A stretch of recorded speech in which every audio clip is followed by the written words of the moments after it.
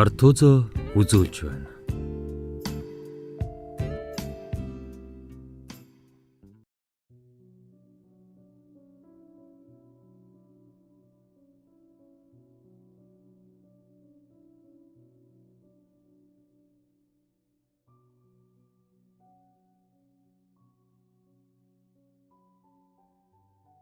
Би үлдмээр байна. Би удахгүй үхэн. Үхэх үхэхдээ үхлийн муухайгаар үхэн. Энэ орчлонд би анханасаа төрөх ёсгүй байсан юм. Ээж аав хоёр анх дөнгөж 10 жилийн сурагч байхдаа намайг гаргасан гэсэн. Ээж 16-тай, аав 17 настай. Хоёулаа насанд хүрээгүй учраас амьдрал эхлэхэд хэцүү байсан гэсэн. Ээж маань бүтэн өнчин асрамжийн газарт өссөн. Аав харин дундаж амьдралтай айлын хүүхэд. Мэдээж аавын гэрийнхэн дургүй, зөвшөөрөөгүй гэдэг. Аав ч зөрсөөр байгаад л сууцгаасан гэж байгаа. Аав ээж хоёр нь хүүгээ зовж явахыг харахгүйгээд хашаа байшаа авч өгөөд бийж төрж бид гурав эхэндээ сайхан амьдарч байсан ч намайг 2 нас хүрсний дараахан аав ээж бид хоёрыг хаяад явчихсан.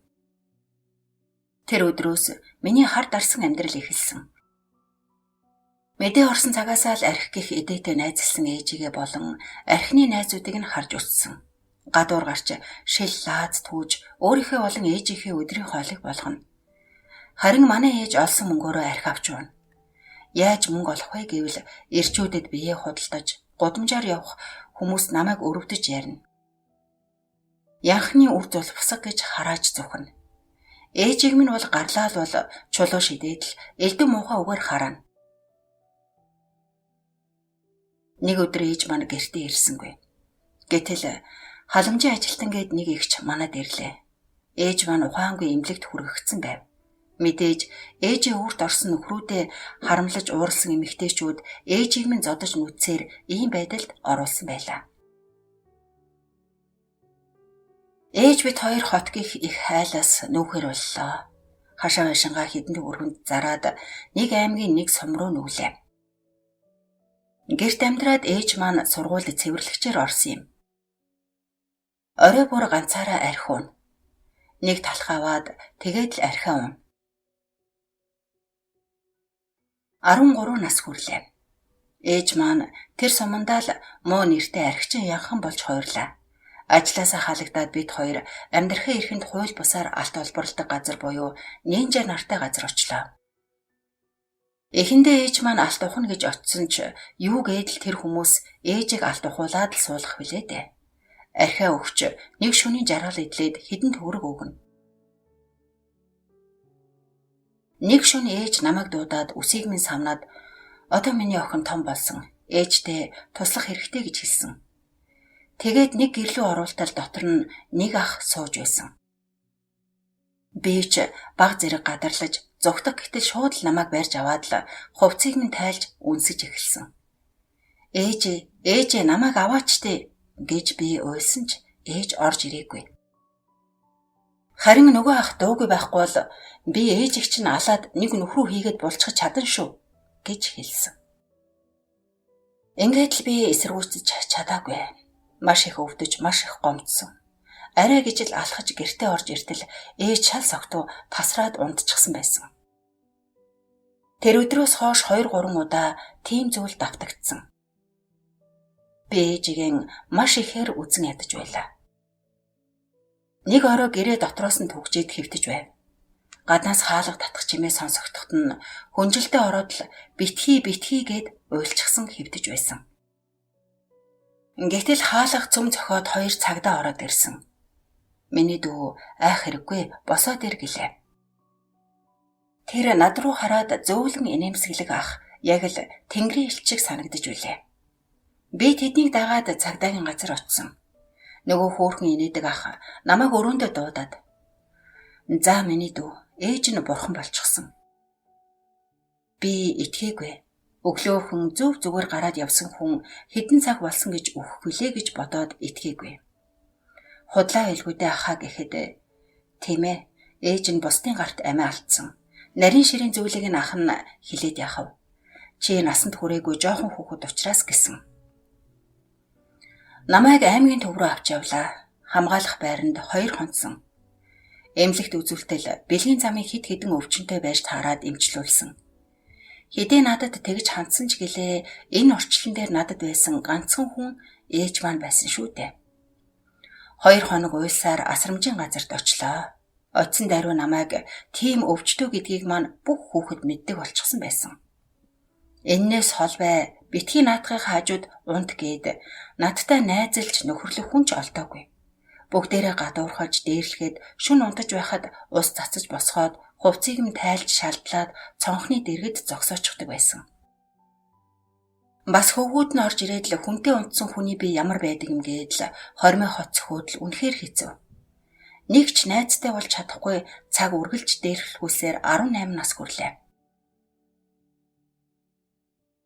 Хаана очих уу? Яах уу гэдэл нэг багш маань намайг дэлгүүрт бараа өргөчөөр оруулж өгсөн юм. Бас нийтийн байр түрээслүүлж өгөөд эхний сарынх нь мөнгийг өгсөн. Бас хэрэглээний мөнгө гээд мөнгө өгсөн. Ажлаа хийгээд цалин аваад өөрийгөө хувцлаж хооллоод л хэрэндээ сайхан амьдарч байлаа. Ажил дээр нэг найзтай болж чухмал сайн найзууд болсон юм. Би царай зүс бие хаа сайтай байсан. Яг л ээжигээ дуурайсан юм. Манай ээж хэдий архиудаг байсан ч үнэхээр царайлаг эмэгтэй байсан. Тэр найз маань миний ажилд газарт ахлах хийдэг байсан юм. Надаас 3 насаар ихч. Ийм тийм гээд зааж зөвлөөд л хаяа гадуур дотор намайг авч гарнаа. Бид хоёр хоёулаа халдчихсан тэднийд очлоо. Гэр нь үнэхээр гоё. Хоёр өрөө байртай, сайхан амьдардгийг нь мэдлээ. Угаас их гоё ганган хувцалдаг охин байсан л да. Би ч тэгээд намайгаа бодвол удирдах ажил хийдэг болохоор цалин сайтай, тэгээд л ингэж амьдардаг байхаа гэж бодсон. Хөөх, чи ч үнэхээр гоё амьдрах юм аа. Тэр инээгээд л тийм байна уу? Чи ч гэсэн ингэж амьдарч болно штэ гэсэн.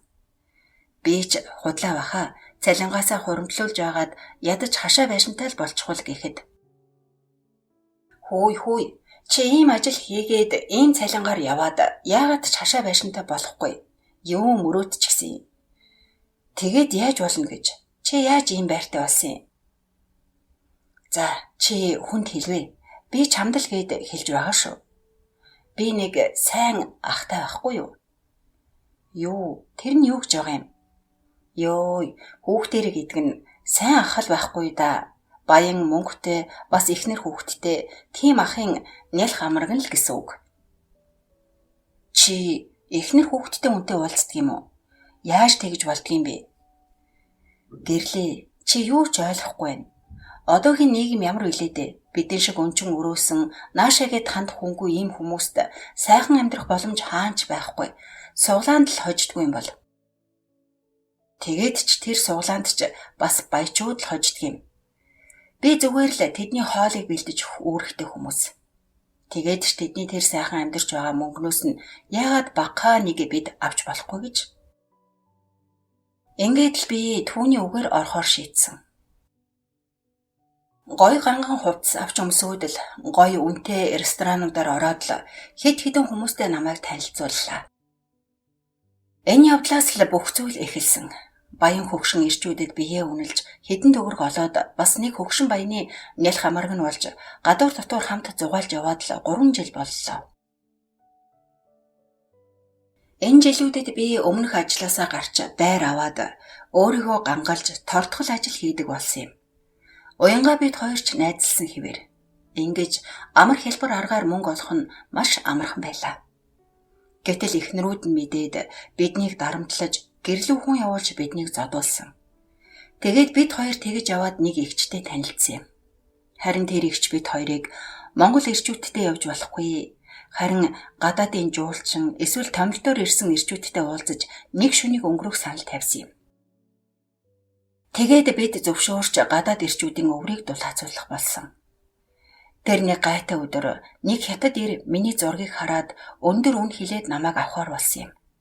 Уг нь хамгаалалттай харилцаанд ордог байсан ч тэр хамгаалалтгүй харилцаанд орвол илүү ихийг төлөе гэж хэлсэн.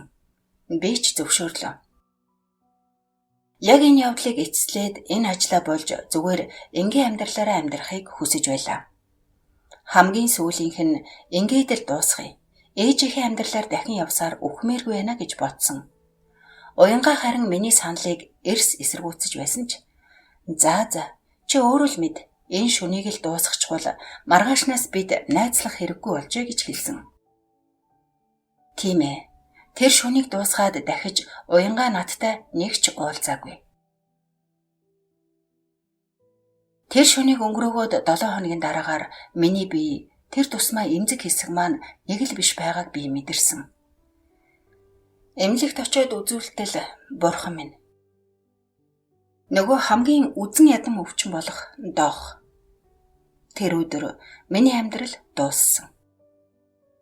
Өөхөх өдрөн хүлээж хэвтэх үнэхээр амьдын там юм байна. Яг л шоронгийн хоригдол шиг би хаашаач гарах эрх байхгүй. Эмнэлгийн бишээ үхлийн орон дээр хөвцээр өөхөх өдрөө хүлээж хэвтэнэ. Би энэ орчлон дээр төрөх ёсгүй байсан юм. Яагаад бүтэн хайраар хайрлаад өсгөж чадахгүй юм бол хүүхэдтэй болдгийм болоо. Ингэж бодохдоо зэрэгцэн би хэрвээ ээж болсон бол ямар ээж болох байсан болоо? Сайн ээж болж чадах байсан болов? Үгүй. Ээж байх эрхгүй хүн. Бушуухан л өөхөх юмсан гэх бодлууд орж ирдэг байсан ч би чинь дөнгөж 22 настай. Хайрлаж, дурлаж, гэр бүлтэй болж элэг бүтэн амьдрмаар байна. Би яг юуг буруу хийсэн юм бэ? Би ийм амьдралаар л амьдрах ёсгүй байж. Амар хэлбэрээр мөнгө олно гэж хизээч байдаггүй болол та. Би бүх насаараа ээжигээ буруутгаж ирсэн ч миний ээж намайг бодвол нэр төртөө өгсөн. Харин би үеийн үр гэж яг юу юм бэ? Ээж бид хоёрыг ийм амьдралтай үлдээсэн аав гэх хүн яагаад жаргалтай үр хүүхдүүдтэйгэн элэг бүтэн амьдарч байгаа юм бэ? Гэмгүй хүмүүс нь буруутан болж, гэмтэй хүмүүс нь ялдаг хорвоо байх нэ. Гэхдээ л би амьдрмаар байна. Ахаад хэдхэн жил сайхан гэр бүлтэй болоод гэр бүлийн халуун дулаан уур амьсгалыг ганцхан удаа мэдэрчгээд л үхмээр байна. Би зүгээр л дэлгүүртээ ажиллаад л явсан бол өдийд яаж амьдарч байх болоо? Бас л багтаа бие үнэлж өвчнөд болсныг маань хүмүүс мэдчихэд намайг ахаад л дээрлэхэж зодох байсан болов? Аль эсвэл аав минь биднийг хайж яваагүй байсан бол би тийм нэр зөөхгүй байх байсан тийм үү? Хэдий өвчтөөч гэсэн адилхан өвчнөд хүүхдүүд дээрээ ээж аав ах эгч нь дуртай зүйлийг нь бариад эргэлтээр ирдэг. Гэтэл над дээр хэн ирэх вүлээ дээ? Яагаад миний дэргэд хинч байдаггүй юм болоо? Эсвэл би ээжигээ асарч тойглож, ээжигээ архинаас гарах ёстой байсан юм болов? Мэдгүй. Энэ амьдралаас асуух өчнөн асуулттай л энэ орчлонгоос буцаж байна да. Хинч надад хариулт өгч чадахгүй.